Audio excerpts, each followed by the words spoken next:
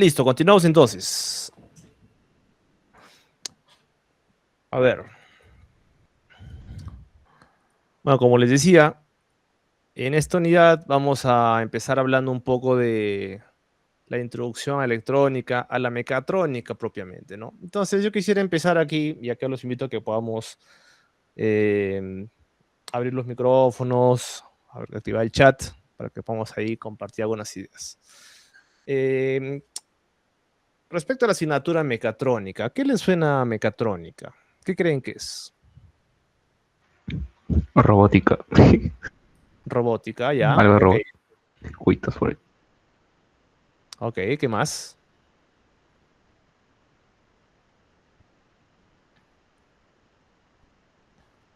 A ver, ¿qué dice, por ejemplo, José Luis? ¿Qué es mecatrónica? Sí, tú. Pues la combinación entre mecánica y electrónico, ¿no? Ya, muy bien, ok. Listo. Frank, ¿algún aporte?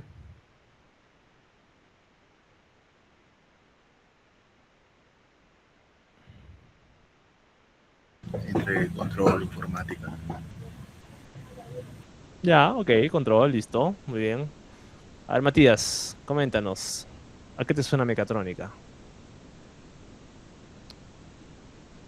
A circuitos y sistemas mecánicos, la combinación de ambos. Ya, muy bien, gracias. Nayeli, ¿un aporte? Mm, Puede ser sistemas mecánicos automatizados. Excelente, me gustó. Muy bien, Antonio.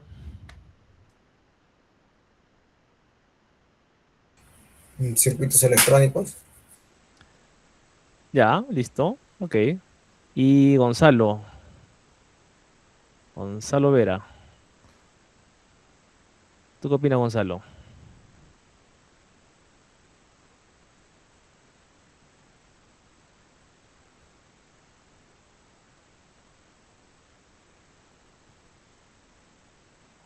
No sabe, no opina. A ver, Gonzalo, por si acaso, las reglas de convivencia en nuestras sesiones virtuales son que todos estamos con cámaras encendidas. Si es que alguien no prende la cámara, es como que no está. Sí, entonces si va a estar con la cámara apagada, no te voy a poder poner asistencia.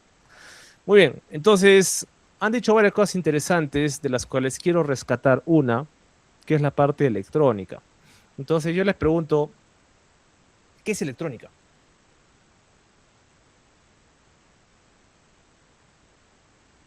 ¿Qué es un equipo electrónico? O sea, ¿cuándo algo deja de ser eléctrico y pasa a ser electrónico? Cuando es automatizado. Es programación. Automatizado, programación, ya, más o menos. ¿Qué más?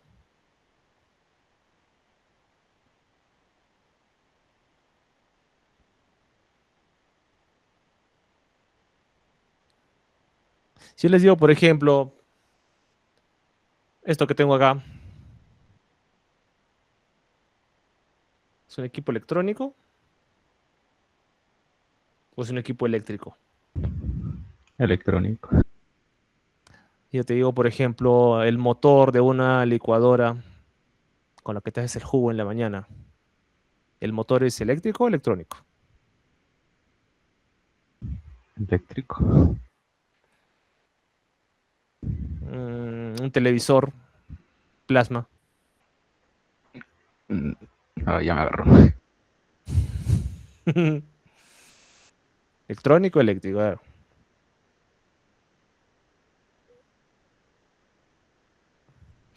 Un control remoto de televisor.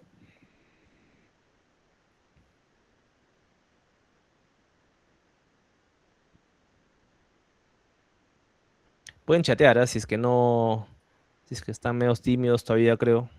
Normal, ahí también los puedo leer. Electrónico, a ver. Ah, ya, ok, justo estoy leyéndolos. Por ejemplo, un foco, a ver. Un foco de un bulbo incandescente, de esos como los que ponen en esas cafeterías así, que son bien vistosos, esos foquitos anaranjados. ¿Eléctrico? Electrónico. Eléctrico. Eléctrico. Y un foco LED. ¿Y qué es transferir información? Información. Por ahí va, más o menos. Transferir información a una pieza robótica, así para dar órdenes. Ya, sí, o sea, involucra electrónica, pero ahí el detalle es ver, o sea, qué es lo que hace que algo deje de ser justamente, ¿no? José Luis, a ver, coméntanos. Ya bueno, he buscado, ¿no? Pero electrónico quiere decir que procesan información, el flujo que procesan información, datos, etcétera. Y eléctrico solo es energía convertida en luz. Nada más. Ya, Bueno, eso dice, más o ¿ah? menos, más o menos. Lo que pasa es que hay algo que hace que un Calor o dispositivo movimiento. realmente claro, hay algo que es más contundente. Controla el flujo. O sea, para que algo sea electrónico, y volviendo al ejemplo del foco LED, un foco LED es electrónico. Están repartiendo ese amor ya en el chat, para variar. Bueno, Ya ve, ya empieza, profesor. Después se lo nomás. Mejor que apague su cámara. bueno, entonces les decía, si ustedes revisan en internet con detalle qué es electrónica, van a encontrar ahí que electrónica tiene que ver con un material muy peculiar que vamos a mencionar a continuación.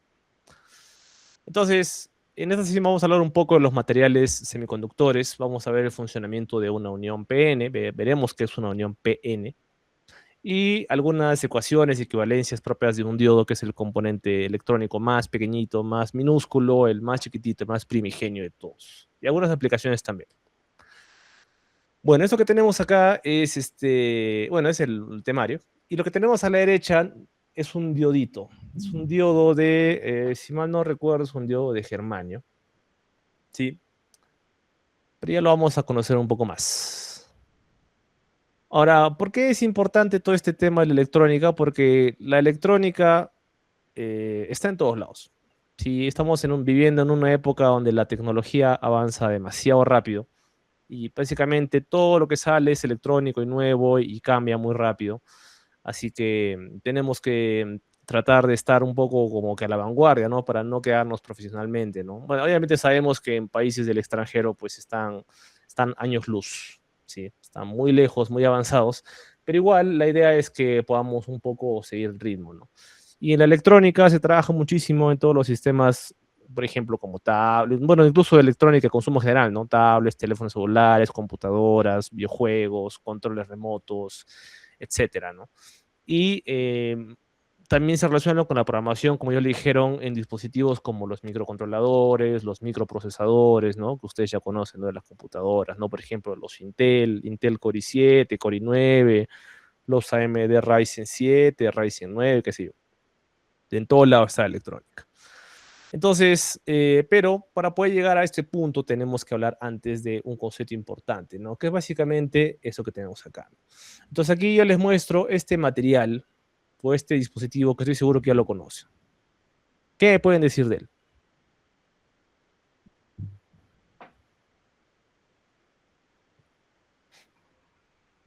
Sirve para cargar un teléfono, una tablet, etcétera, de cosas. ¿Ya? ¿Y de qué está compuesto este dispositivo? O sea, ¿qué tiene dentro? ¿Qué más podemos decir de él? Una placa. Una placa. ¿Una placa de qué? Un transformador, creo.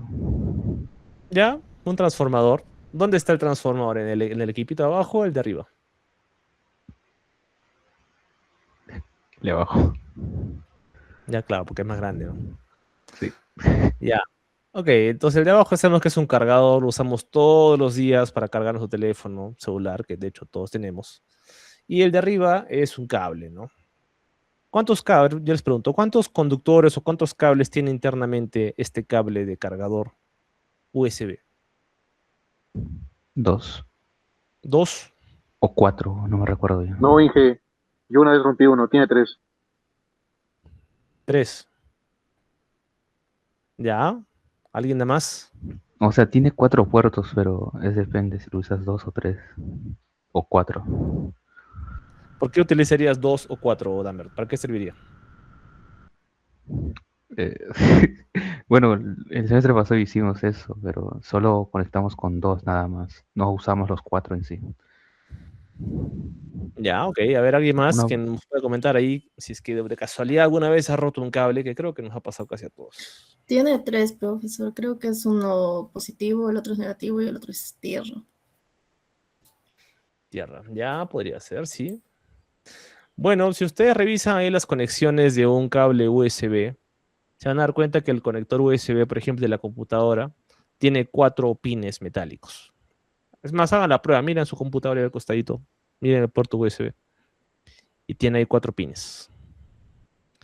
Y dirán, bueno, si tiene estos 4 pines, tiene que tener entonces el cable también 4 hilos, ¿no? Porque no podría manejar 4 señales a través de un cable solamente. Tiene que tener tantos cables como pines tenga, ¿no? ¿Y por qué son 4 normalmente? Porque son 2 para datos y 2 para alimentación. En los cables básicos que uno puede encontrar, por ejemplo, en Mercadillo, esos que no te permiten conectarte a la compu, pero sí cargar tu equipo, solamente tienes 2.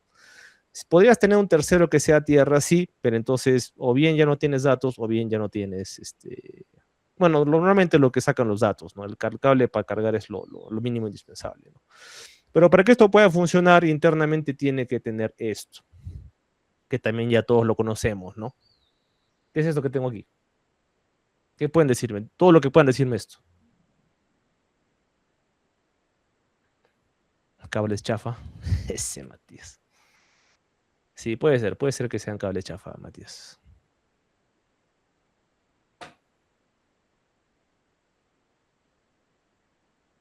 Eso que tenemos ahí a la derecha, ¿cuál es la parte más importante? ¿Qué creo? El cobre. Los hilos de cobre. Los hilos de cobre. Bueno, es lo que más cuesta también, ¿no? Lo otro es solamente plástico. Entonces, internamente en el cable de tu cargador, posiblemente tengas 4 de estos. Entonces, yo te pregunto, ya que ustedes creo que casi todos han llevado máquinas eléctricas, sabemos algo de electricidad también del curso de física de primeros años. ¿Qué podría pasar si es que este cable, sabemos que la parte del cobre es conductora, ¿no? La parte que está afuera es la chaqueta aislante. Si es que este cable estuviera desnudo, tienes 4 cables internamente que están desnudos dentro del cable de cargador. ¿Qué puede pasar? Cortocircuito. Cortocircuito. Se calienta. Cortocircuito y kabum, ¿no? Eso es lo que habíamos visto en cursos previos. Entonces, Lo que hizo ahora, mejor dicho. el día de la sustentación, creo. Ahora, digamos, probablemente si analizamos ese caso, vamos a darnos cuenta de que el cable o el aislante es tan importante como el conductor. Solo que normalmente vemos el conductor y decimos, ah, pues cobre es valioso, que la mina, que el proceso extractivo y qué sé yo. Pero el material aislante es tan importante como el conductor. Porque igual, si tú vas a maniobrar un cable en algún tablero eléctrico, en cualquier sistema, si tú no tienes ese aislante, te puedes electrocutar también. Entonces, por eso es muy importante esta parte, ¿no?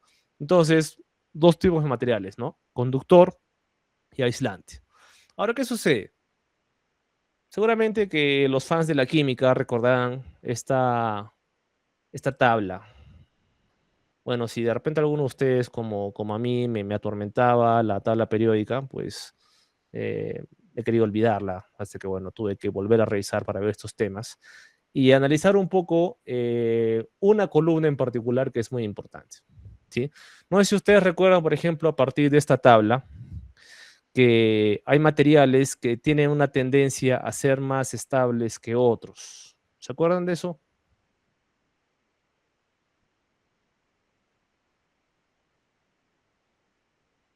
Oye, antes de ir ahí, ven que tiene un numerito cada celda, un numerito en la esquina superior derecha.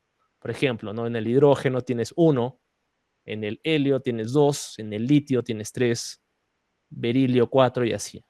¿Qué significa ese número? Número atómico. Número atómico. ¿Y qué es el número atómico, Lambert?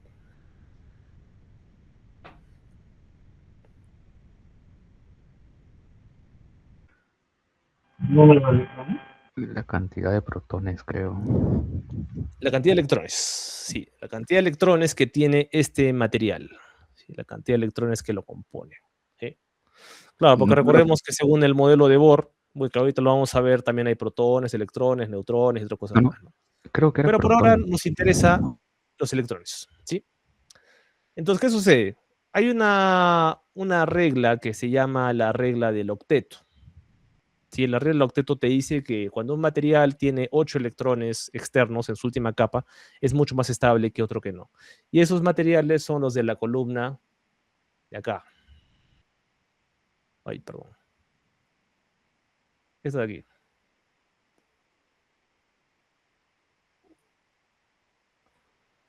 Todos ellos son los materiales más estables, ¿no? Bueno, en el caso del helio no se cumple el octeto, pero igual es un material bastante estable como los demás. Entonces, en el caso de la columna 4,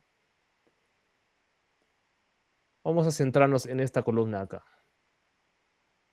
Estos elementos. Pero sobre todo estos dos de aquí. El silicio y el germanio. ¿Sí? Que básicamente son los materiales que están definidos como semiconductores. ¿Sí? Que en un momento vamos a detallar qué es. Entonces, cuando se habla de un cristal, un material tipo cristal, es un material que solamente está compuesto de un tipo de elemento. Por ejemplo, puede ser un cristal de germanio o un cristal de silicio.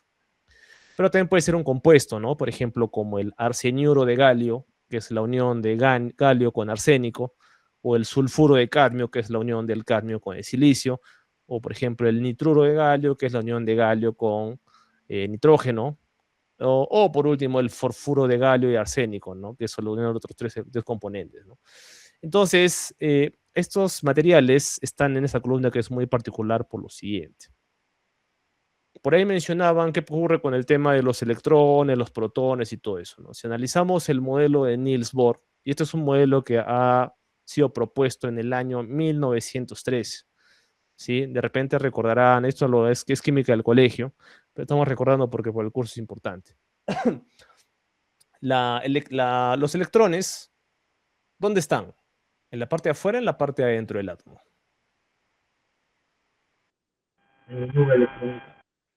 Claro, están en sus órbitas, ¿no? Las órbitas son estas trayectorias bueno, por las cuales circula alrededor del núcleo, ¿no? Que es la parte central. Ahora, en el caso del silicio, habíamos dicho que el silicio, fíjense, tiene el número 14, pero está en la columna 4. Como tiene 14, significa que si tú cuentas todos los electrones que tiene, que son los puntitos, deberías contar 14. ¿Sí? Nos cuenten, a ver, 1, 2, 3, 4, 5, 6, 7, 8, 9, 10, 11, 12, 13, 14. Y cuentas 14 electrones. Si analizaras eso con otros componentes, otros elementos, va a pasar exactamente lo mismo, ¿no? El número atómico se coincide con el número de electrones. Y el 4, ¿qué es lo que te dice cuántos electrones tienes en la última órbita? En este caso son 4. ¿Sí? Entonces, eso ocurre con el silicio y ocurre también con el germanio, esos 4 electrones. Solo que la diferencia del silicio, el germanio tiene una capa adicional donde tiene bastantes electrones. ¿Sí? Pero igual, ambos tienen 4 electrones en su última órbita. Esa última órbita se le conoce también como órbita de valencia. Por lo tanto, son los electrones de valencia.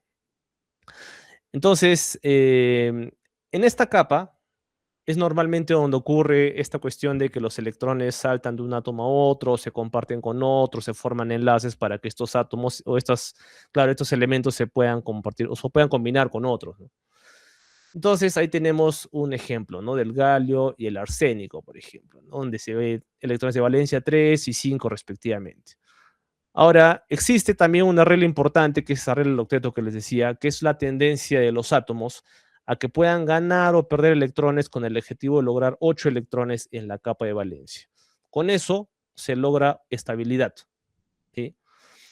Y esto se logra en dispositivos, bueno, hay dos tipos de materiales, ¿no? Que son los intrínsecos o los extrínsecos, ¿no?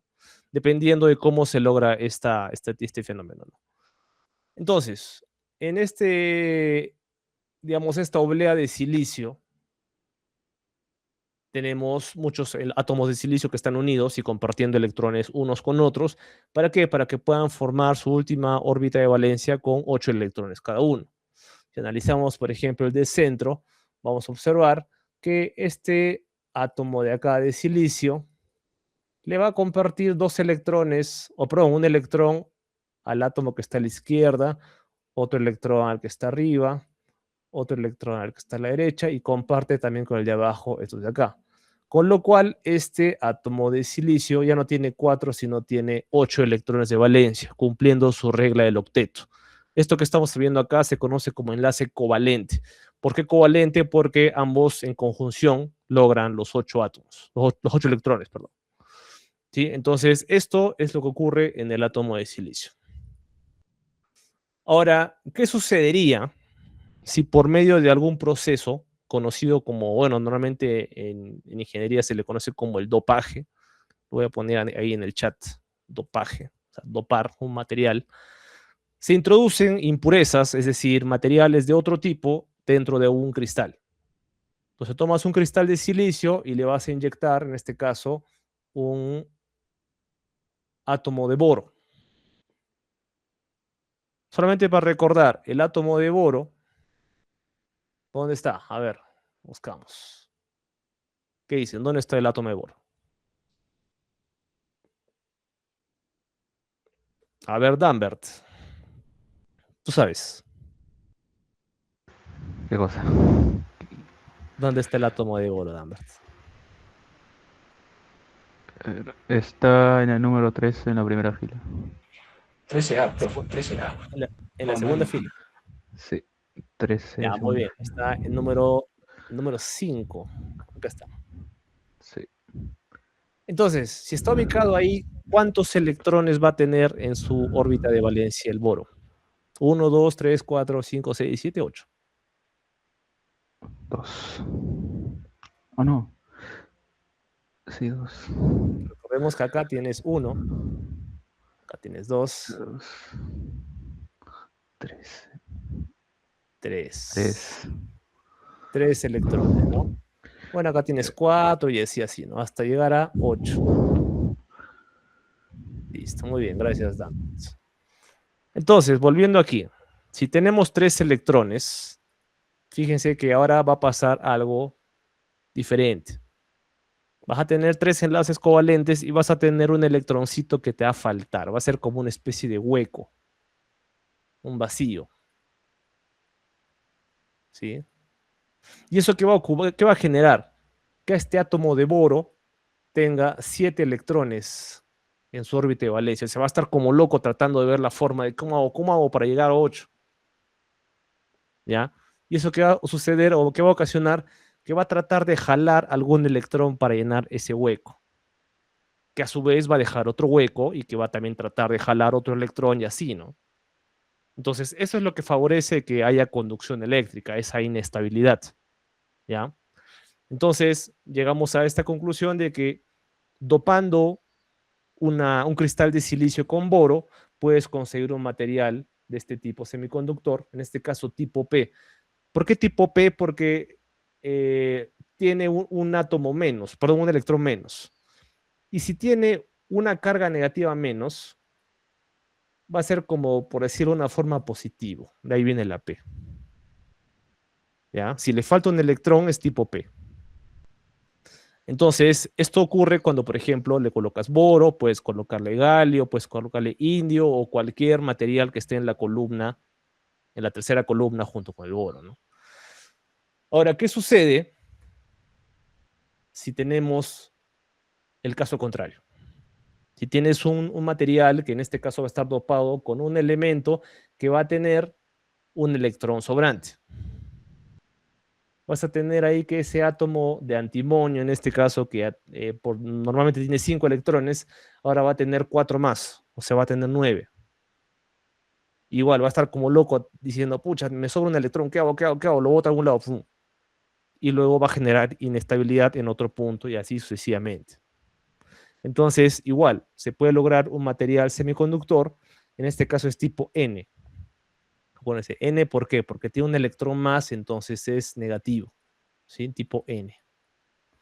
Y en este caso, ¿cómo lo logras? Dopando utilizando materiales como el antimonio, el arsénico o el fósforo. ¿Dónde están el antimonio, el arsénico y el fósforo? Por acá, fíjense. Fósforo, arsénico, antimonio. Aquí. Es columna 5. Y todos los anteriores estaban por acá, en la columna 3. Entonces, esta es la idea. De esa forma se logra esos materiales semiconductores, el tipo P y el tipo N. Ahora, lo último para terminar esta parte, se dice que en este material, en un semiconductor tipo P, el portador de carga, o sea, el elemento que va a estar fluyendo, digamos, de un lado a otro, porque nadie lo va a querer recibir, lo van a querer botar todos, es el electrón. Por lo tanto, se dice que tiene átomos donadores, donan electrones, ¿sí? El portador de carga es el electrón, mientras que se dice que en un tipo P, el portador de carga es la ausencia del electrón. Teóricamente esto se conoce como un hueco. Entonces el portador de carga es el hueco. El hueco, por supuesto, es una abstracción, no es que existe el hueco, no es que sea una cavidad y no, o sea, simplemente la ausencia de un electrón. Entonces, dicho eso, si tú juntas un semiconductor de tipo P con un semiconductor de tipo N y lo energizas con una fuente de alimentación, esto es lo que va a pasar. Vas a tener dos escenarios. Lo que se conoce aquí como el forward bias es polarización directa. Si lo voy a poner acá en el chat para que lo puedan buscar en internet y puedan también revisarlo con calma. Y el reverse bias es polarización inversa. Entonces, cuando tú polarizas un diodo de forma directa o haces un forward bias, lo que vas a lograr es que exista conducción. Y cuando haces polarización inversa, lo que haces es hacer que esto se abra y se genere una especie de circuito abierto. Ahora, algo más respecto a este dispositivo. Esto que tenemos acá se conoce como el diodo. Es un diodo. Y este diodo tiene dos patas o dos pines, que son el ánodo y el cátodo. En el caso de la polarización directa, lo que se espera es que la corriente convencional ingrese de esta forma. Esto es polarización directa. Cuando eso ocurre, existe corriente. En el caso de la polarización inversa, la corriente intenta hacer esto, pero no lo va a lograr, porque lo que va a generar con los portadores de carga es que se abran, así como se abría, creo que fue el Mar Rojo ahí en la historia de la Biblia, esta de Moisés, ya, así igualito. Se abre y no conduce. ¿Ya? Eso es lo que ocurre. Entonces, ¿qué concluimos? Que este es un dispositivo que en ciertas condiciones puede conducir electricidad y en ciertas condiciones no.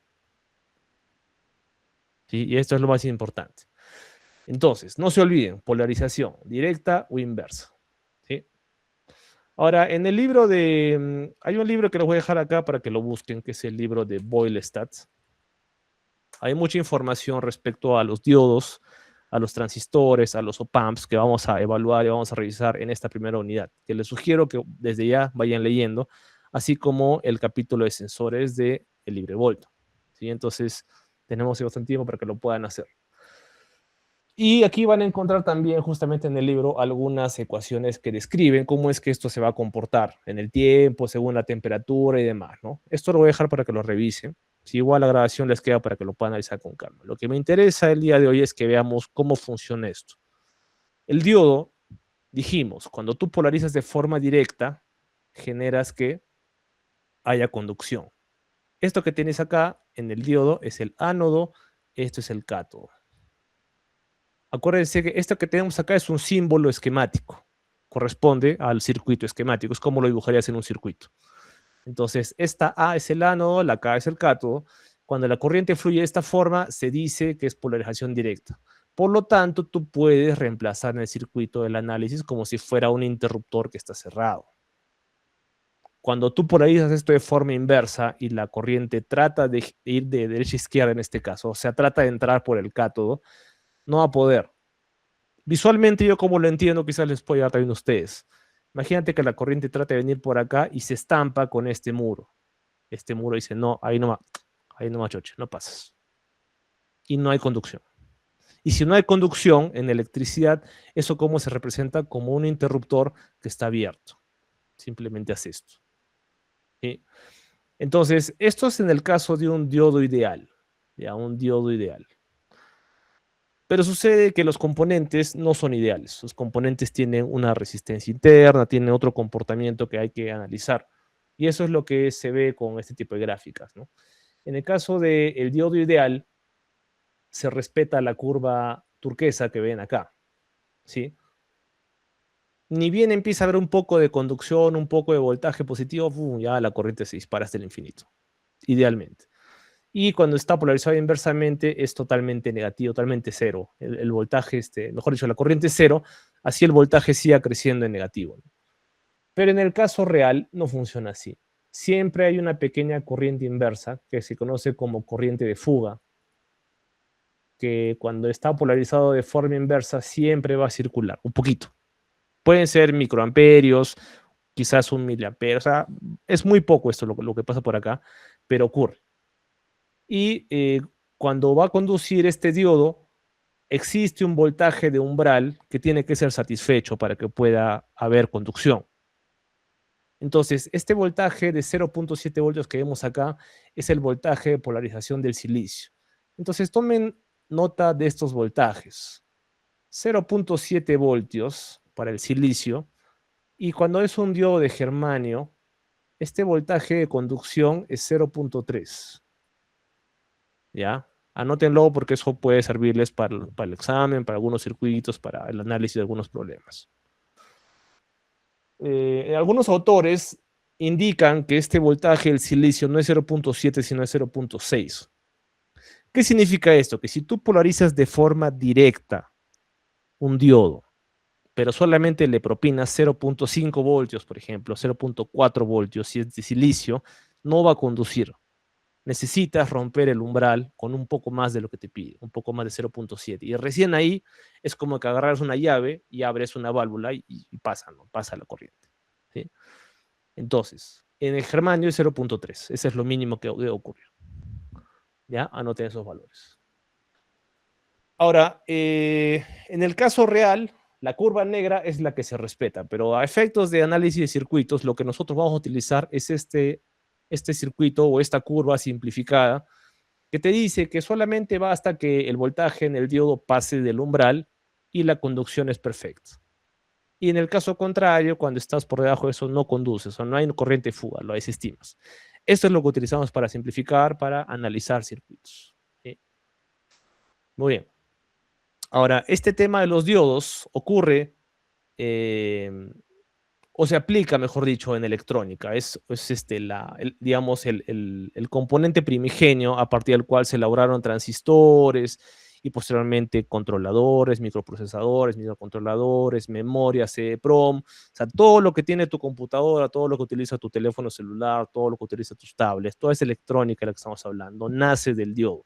Por eso es tan importante entender que es un semiconductor, eso, porque al final, si tú agarras una placa o digamos, un microprocesador, por ejemplo, no sé, tu computadora, un Core i7, un Core i5, digamos, y tú lo abrieras y lo destapas, simplemente vas a encontrar láminas de silicio colocadas de diferente forma, de modo que se produce todo lo que hemos hablado el día de hoy, pero a nivel microscópico, ¿no? Entonces, eso es lo que ocurre internamente.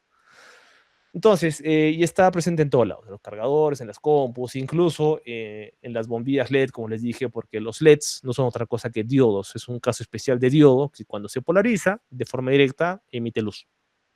Y también en taladros manuales, por ejemplo, de repente se habrán dado cuenta que hay unos taladritos, bueno, creo que básicamente todos hoy en día, que a medida que tú le aprietas un poco más el botoncito, gira más rápido el motor, ¿verdad? O desarmadores, este tipo, ¿no? Y esto utiliza también electrónica y control para que el motor vaya más rápido, más lento. Si han tenido la suerte de también jugar, por ejemplo, con algún carrito a control remoto, electrónico, que tiene también control de velocidad, es lo mismo. Utiliza lo mismo, utiliza electrónica para todo esto, ¿no? Entonces, parte de nuestro curso también involucra que veamos y aprendamos cómo se puede utilizar esta electrónica en el control de motores para, por ejemplo, hacer algún sistema automático, de repente, no sé, un control de compuertas, un dosificador de comida para mascotas, de repente abrir alguna puerta automáticamente, abrir una válvula, no sé, lo que se te ocurra según lo que vayas a investigar en tu proyecto, ¿sí? Muy bien, entonces un poco para recapitular y ya para ir terminando la sesión. ¿Qué opina?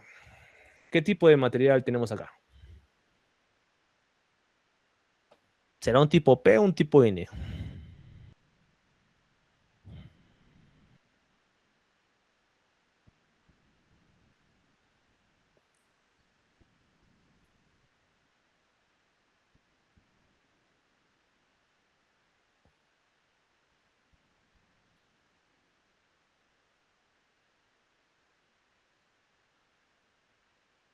A ver, ¿qué dice Nayeli? ¿Tipo P, tipo N? No sabría, profesor, eso. Gracias, Nayeli. A ver, Gonzalo. ¿Tipo P, tipo N?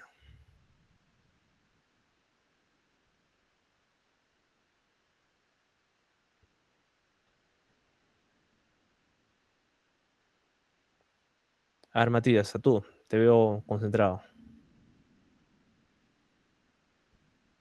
No, espero no estar confundiendo. Me dice, creo que tipo N, porque justamente está sobrando un electrón. Ya no está completo.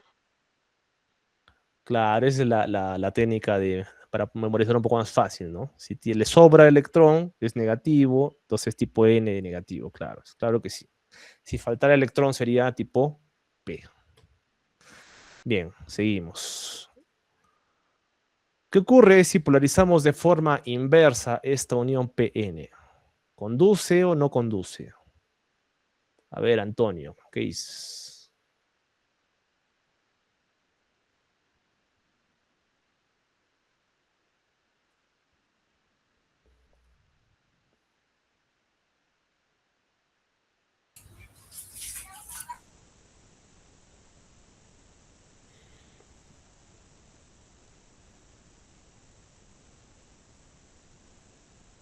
A ver, Frank, ¿qué opinas?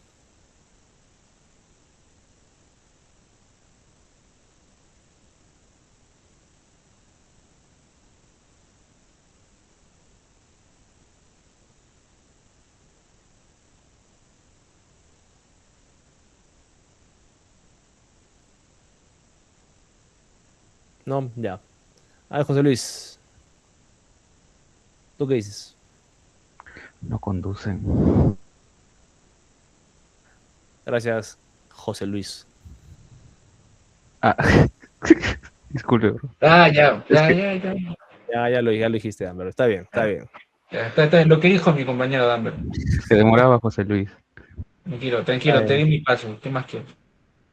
Ok, está apoyando. Muy bien. Efectivamente, no conduce. Acuérdense que inversamente es como que se estampa, ¿no? Y bueno, en el dibujito pueden ver ahí, ¿no? Dijimos que polarización inversa es reverse bias. Reverse bias, ¿no?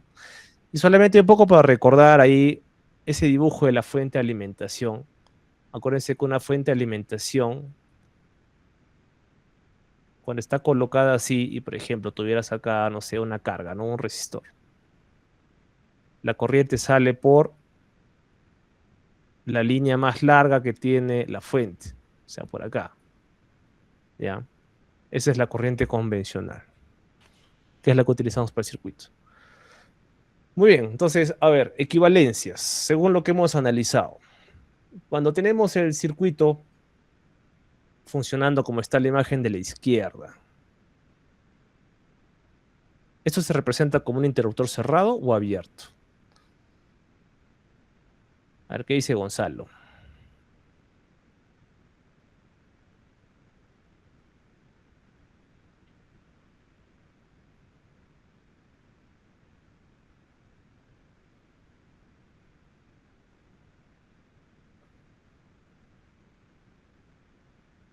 Listo, gracias, Gonzalo. A ver, Isaí, ¿qué dice Isaí? Mm, abierto. Ok. Ah, no. Sí, abierto. Abierto. Ya, el de la izquierda nos comenta por aquí Antonio que es cerrado. Exactamente, es cerrado. Cuando la corriente entra por el ánodo, sale por el cátodo, esta es polarización directa. Entonces aquí sí hay conducción. Muy bien. Y por supuesto, por descarte, ¿eso qué quiere decir? Que cuando va por el otro lado, circuito abierto. O sea, no conduce. Muy bien. Y acá tenemos un último caso. Bueno, los que han llevado el curso de máquinas, de repente encontrarán que esto tiene un poco más de sentido. Si energizas con corriente alterna un diodo, ¿qué forma de onda vas a obtener a la salida? Entonces, bueno, yo lo voy a plantear así. Digamos que si este punto es 0 voltios, cada vez que pasa el semiciclo positivo, la energía viene por acá. Y cada vez que tiene semiciclo negativo, la corriente intenta ingresar por acá. Entonces vas a tener una porción de la onda que polariza de forma directa y una porción de la onda que polariza de forma inversa. Entonces vas a tener que el diodo va a conducir solamente la mitad del periodo de la onda, ¿no? Y entonces eso se va a repetir en el tiempo, ¿no? Por lo tanto, tu onda debería ser más o menos así. Viene por acá, deja de conducir, luego otra vez, y así sucesivamente, ¿sí? Esto es lo que va a pasar. Esto que tenemos acá, estimados, se conoce como un circuito rectificador.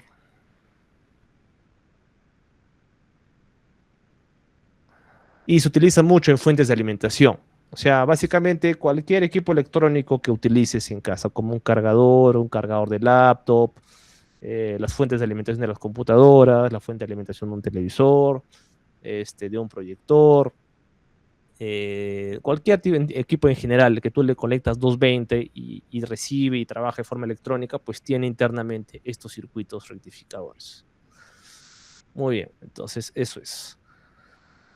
Bien, estimados, entonces, bueno, el día de hoy hemos estado hablando un poco entonces acerca de los sistemas, los materiales semiconductores, el tipo P, el tipo N, arreglo del octeto, hemos hablado del diodo, de la polarización directa, polarización inversa, hemos hablado del proceso de dopaje, hemos hablado de cómo puedes lograr un material tipo P o un tipo N dependiendo si lo dopas con un elemento de la columna 3 o de la columna 5 y demás, ¿no? Un proceso conocido como dopaje.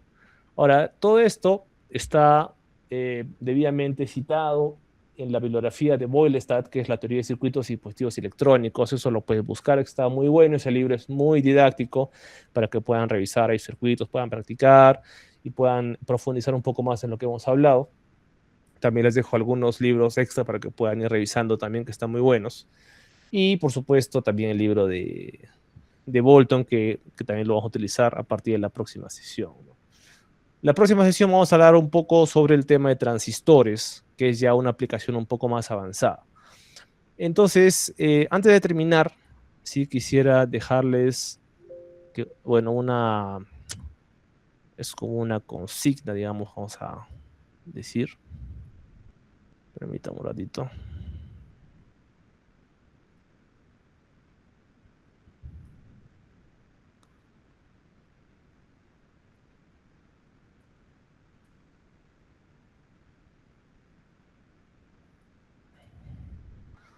Ya. Para el día de la siguiente sesión, que creo que es el día, a ver, creo que es mañana. Sí, pues para mañana. Vamos a entrar a la parte de práctica. Si vamos a hacer un poco de cálculo, ejercicios y unas simulaciones. Para la parte de simulaciones voy a proporcionarles un software para que pueda utilizar en la compu. Y también les voy a pedir a todos que se creen una cuenta en la página de Tinkercad. Creo que algunos de ustedes ya la deben tener creada, ya la deben haber usado, es más.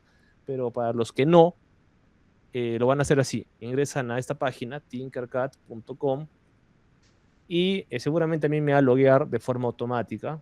Claro, a mí ya me loguea. Pero si es que no te logueas, que seguramente no, te va a pedir que te crees una cuenta. Entonces, lo que van a hacer ustedes es crearse una cuenta con sus correos de la Universidad Continental, ¿sí? Se crea una cuenta con los correos de la Universidad Continental, pongan que es una cuenta de estudiantes, y luego debería mandarlos a esta ventana. Sí, una ventana similar. De repente no vas a tener circuitos acá porque esto ya los he trabajado previamente, pero la idea es que lleguemos aquí. Ahora, ¿por qué es importante esta página Tinkercad? Porque en Tinkercad podemos hacer simulación de diseño 3D, bueno, programación y circuitos electrónicos. Es un simulador que está muy bueno. ¿Por qué? Porque esto nos va a preparar para la práctica que vamos a hacer en las sesiones presenciales en abril. ¿Sí? Porque nosotros para simular está muy bueno que utilicemos circuitos esquemáticos, pero en la práctica vamos a tener que trabajar con este tipo de placas, que son los protoboards. ¿Sí? Esto es lo que vamos a utilizar para armar circuitos, y por supuesto esto vamos a trabajarlo con componentes como diodos o de repente resistores que vamos a ir convenientemente conectando a diferentes dispositivos, de repente por ahí alguna fuente de alimentación. Entonces vamos a hacer algunas simulaciones con este programa que les voy a enseñar a usar. Realmente es muy sencillo de usar, por si acaso, o sea, no se preocupen. Puedes cambiarle valores a los componentes, etcétera, ¿no? Y la fuente de alimentación, bueno, se conecta por acá y por acá también. Entonces eso ya lo vamos a ir detallando, pero no vamos a poder hacer nada de esto el día de mañana si no tienen su cuenta de Tinkercad. Y puede que les tome de repente unos 15 minutos, 20 minutos, no lo vamos a hacer ahora, pero para mañana espero que todos tengan su cuenta ya funcional. ¿Sí? Bien, estimados, entonces no sé si tenemos alguna pregunta antes de terminar.